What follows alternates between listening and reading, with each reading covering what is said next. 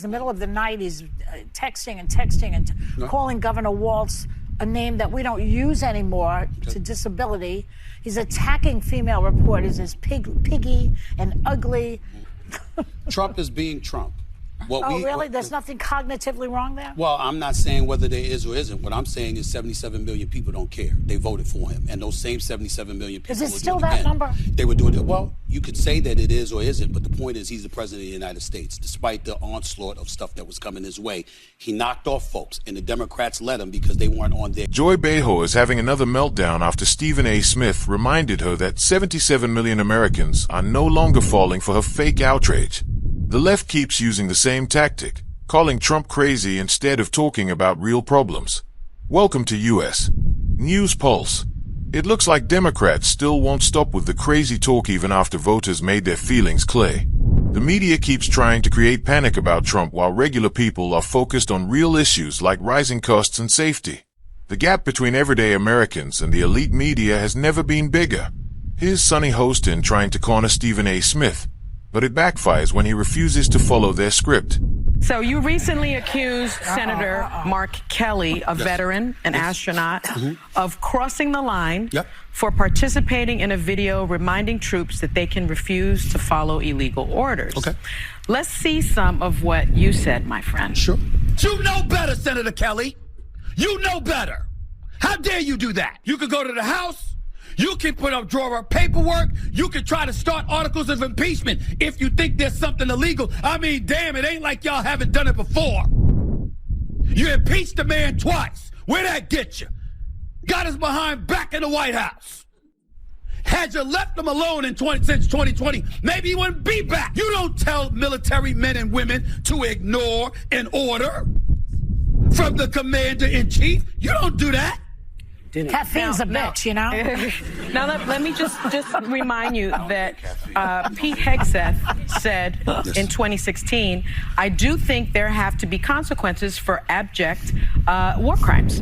If you're doing something that is just completely unlawful and ruthless, then there is a consequence for that. That's why the military said it won't follow unlawful orders from their commander-in-chief. Okay. Now, given the fact that the secretary himself said that, I'd love to give you the opportunity to perhaps change your position on what you said. I'm not changing a thing. Okay. I didn't stutter when I said it. You want to stay loud and wrong? Well, you could call it loud and wrong all you want to. You're entitled to your opinion. I'm entitled to mine. I know that you have very strong feelings about Democrats, but I do have this to say to you. It was important, I think, for Democrats to show that they stood with the LGBT community, that they stood with black women and women in general, because once you let us go, once you let women and poor people go, what do you have? And so I've listened to lots of people say, you know, that you didn't follow what was necessary. They did it the way they thought they could. It didn't work for them. They got it. See, respectfully, I don't like that. Let me explain. That's okay. Let me explain. Just like you said to Sonny. Let me explain. He sure did say that to me. Let me We're going to come back. We have to Yeah. take a break. The funny thing is that Hostin really thought that clip would expose Smith, which shows how out of touch she is with reality. She acts like a Democrat with military experience automatically wins the argument, but she never gives that same respect to Republicans who have even stronger service records. And Smith is right. This is the same party that keeps losing voters because they focus on identity politics while ignoring real problems like rising costs, crime, and the border. Black and Hispanic voters moved away for a reason. Even liberal media admitted it. Inflation hit working families hard, and none of the Democrats' promises actually happened. People like Smith and Mayer have been warning Democrats for years that their woke language and nonstop Trump hatred were pushing voters away. But they didn't listen, and neither did the rest of their shrinking base. No, up front, the Republicans or Republicans, as I call them because of the Epstein thing, they're straight racist. I already know that. Because it's a double standard. Where's the same energy? Time out. So what we're going to do is we're going to say Republicans are racist as opposed to specific names. You're just going to call an abundance of people racist. A blanket across the board, Republicans are straight racist. Goodbye, man. Have a nice day. We're not doing that. We're not doing that. I'm not letting anybody on either side of the aisle castigate an entire party of people like that. I'm not doing that. that gets us nowhere? What if you ran across a Republican and all they cared about was being pro-life and didn't know 2 cents about the economy, affordability, immigration, safety in the streets, our education system, tariffs, whatever? You can't do that, bro. You know why I felt compelled to shut you down? Because what if white folks turned around and said, all black dudes are criminals? All of us? If you don't want to be castigated and stigmatized and labeled, the first order of business to insulate yourself from stuff like that is to make sure you don't do it to other people. You eradicate the potential for an intelligent discussion about the issues, bro. You better than that, Malik. You smarter than that. Be better. Be smarter. When you call back up, have salient points to make, which we both know you're capable of, instead of going to some weak-ass position that they can plausibly deny any day of the week.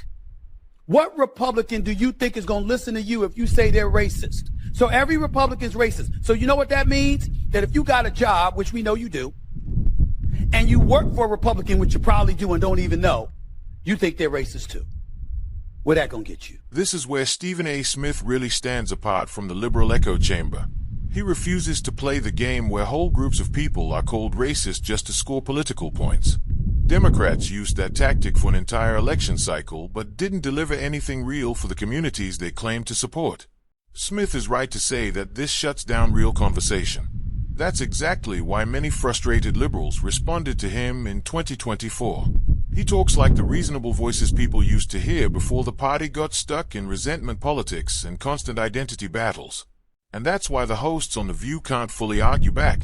Their whole approach depends on those same talking points. As a Democrat, the bottom line is this. When we talk about poor people, who ain't thinking about poor people? Democratic Party, I know I do.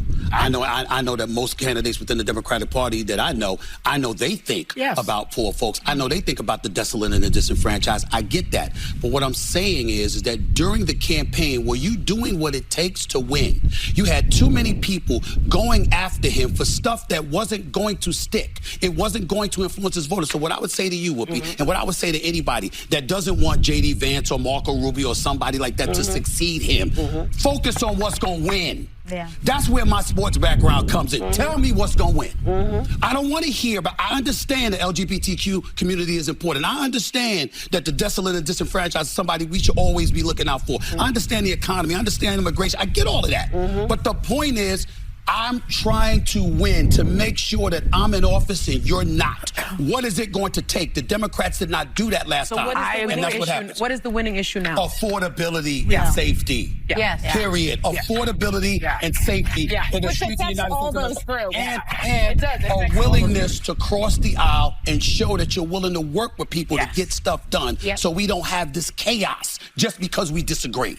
I think that the Democrats try harder than the Republicans to do that. Well, really? Yeah. I don't know about that. Here's what we do know. We do know that Democrats spent years yelling about Trump instead of focusing on real issues like rising costs, immigration, and public safety. That hatred became their whole platform. They ignored the real problems people were facing. The panel on The View shows this perfectly. They scold, lecture, and act like the country needs an HR department. They claim MAGA hates women, but really, people are just tired of being talked down to by bitter commentators who think finger-pointing is how you run a country. Stephen A. Smith holding up that mirror is why the producers had to cut away. What do you think? Is Smith saying what millions of frustrated voters already believe? That Democrats are out of touch with real America? Let us know in the comments. If you like this video, give it a like and subscribe to the channel. It really helps us out. This has been U.S. News Pulse. Thanks for watching.